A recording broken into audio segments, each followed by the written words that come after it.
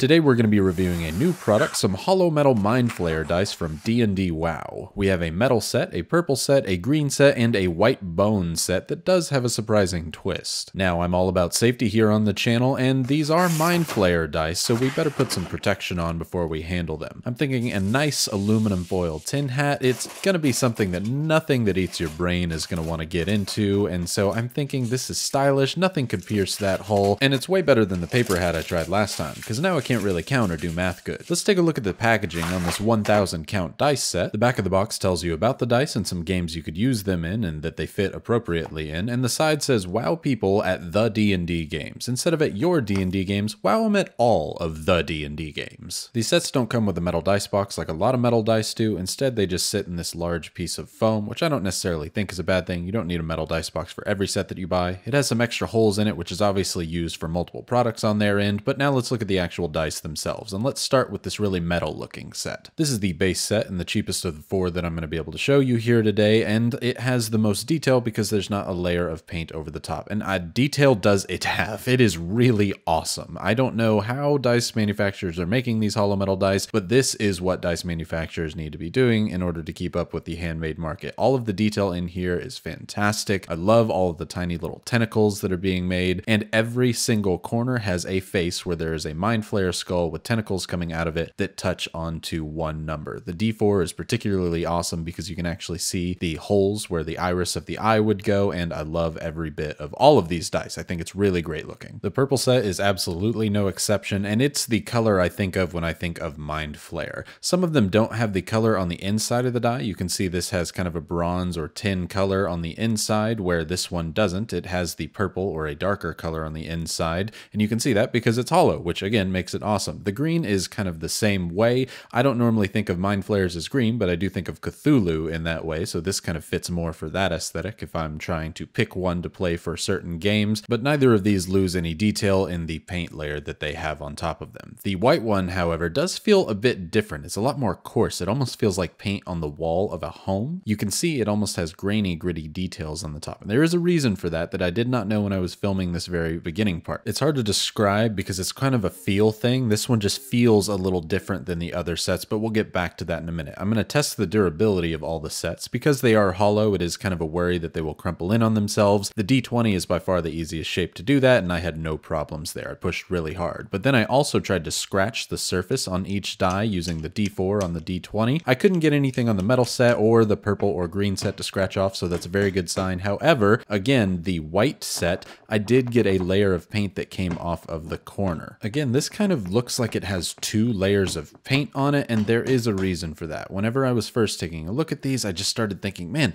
this one is just of inferior quality compared to the others. So I looked up something online and I felt like a dodo. This white bone set glows in the dark. I was not told that they glow in the dark. I just found it on their page and was like, oh, okay, well that makes sense. You have to sacrifice some quality for a little bit of glow potential on these. And it makes sense that they have this kind of powdery feel to them compared to the others, which are a little bit more just straight metal or even enamel paint. I'm not exactly sure what they use, but they just feel different and it's hard to show. But I wanted to really test out the UV shine of these whenever they have enough time to charge and then glow in the dark. So I actually put them in my UV curing station that I use for 3D printing for about 2 minutes or so under some really bright UV lights and got some decent shine. It's honestly not the largest amount of glow, and some of them have more glow pigment than others. Like the D4 and the D6 glow extremely well, but the others just not so much so. There is one thing that they all do really well, and that is roll. Because of the corners, these things want to roll. By comparison to this sharp edge metal die that just kind of stops once it hits the table, these things go and go, and they kind of randomize themselves a little bit more often. So I'm going to shut up and just let you listen to how these dice sound on the table.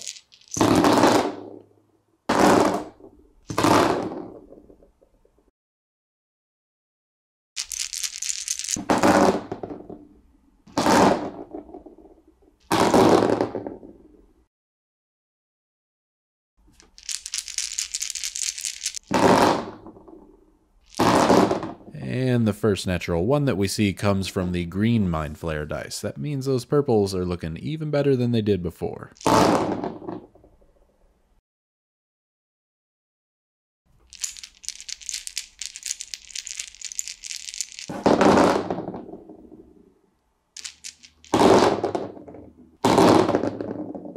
I thought I'd break out my D&D dice tray so that you could say wow. Get it? DnDWOW. Anywho, I'm going to roll these on a felt line dice tray so that you could hear what they sound like.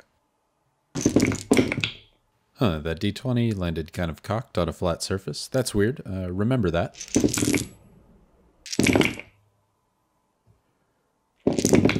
Okay, so it did it again. It landed cocked on a flat surface, which was really weird, and I'm not understanding how that was happening. So I wanted to take a look at it, and I rolled it a bunch more times to see what would happen. I couldn't get it to happen naturally again. I rolled it a bunch of times, and it just wouldn't happen. So it doesn't happen all that often, but I did notice something. Some of these numbers are raised up a little past where the nubs from the skulls or heads of the Mindflayer are. You can see it on that number there. As a result, the dice can kind of almost make a kickstand between the number and the rounded off head. It doesn't seem to do it very often, but it's really easy to do it on the ones number, and it's only easy to do it on the felt surface. I can do it pretty easily just setting it down there. However, I'm not able to recreate this at all on a hard surface, no matter how hard I try, so I don't think it's that big of a deal, but if you roll on felt all the time, it's something to take into account.